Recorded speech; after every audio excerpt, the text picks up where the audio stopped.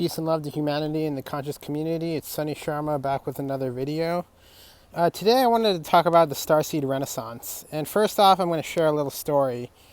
So I wrestled in high school. For one thing, I don't have an artistic bone in my body.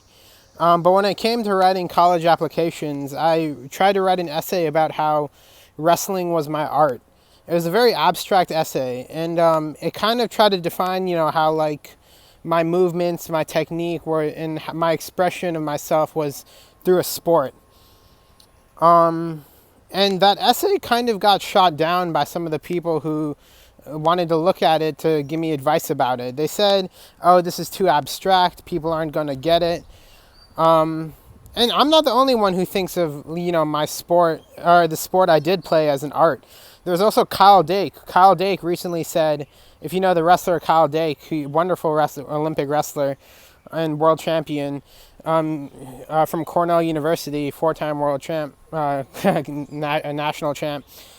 He said, my art is wrestling.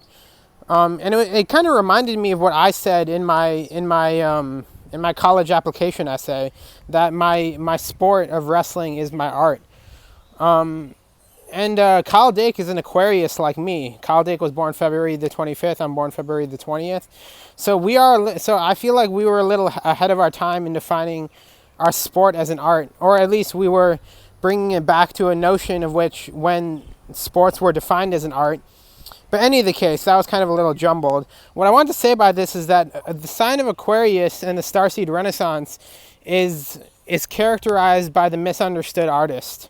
It's characterized by the art in general, writing, literature, painting, dance, music. And that's really what the Age of Aquarius is about ultimately. An example of this is the Soul Force project in LA. Soul Force is another word for Satyagraha, the movement that Mahatma Gandhi perpetuated in India and influenced many social activists, from Martin Luther King to Cesar Chavez around the globe. And the Soul Force project is basically an artistic movement. The founder the co-founder or founder of the Soul Force project interviewed James Lawson. And James Lawson is one of the architects of the nonviolent movement. And he's one of the people who is one of my biggest influences, because James Lawson, who the Vedantist brother Shankara from Atlanta told me about, James Lawson wants a mass nonviolent struggle in the world, international nonviolent struggle, to overcome the evils in our society that so many, such as Dr. Martin Luther King, had outlined. But ultimately, to overcome these evils, it will not just take political activism, it will take pedagogy, and pedagogy such as education through an artistic movement, through artistry. And artistry is what the symbol of Aquarius is represented by ultimately.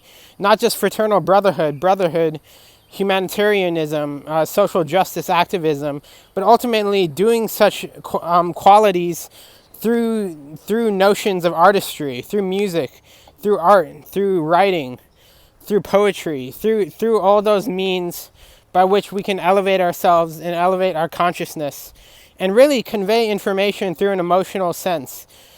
Because conveying information, I said this in a previous video on my Mahatma Gandhi rap.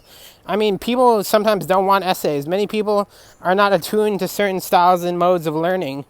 But if we have a variety of modes of styles of learning, then it's easy for people to comprehend the meaning of a movement, And that ultimately is very radical at the end of the day. If people can, at an instant, comprehend the meaning of a movement, because ultimately to win a movement, we must exalt, I think that's good enough. But I think you get my gist. Ultimately find your way to use your art in society to elevate yourself and to elevate human consciousness and to enlighten yourself. So I thank you for listening, and until I make another video again, peace, love, and brotherhood. See you, community.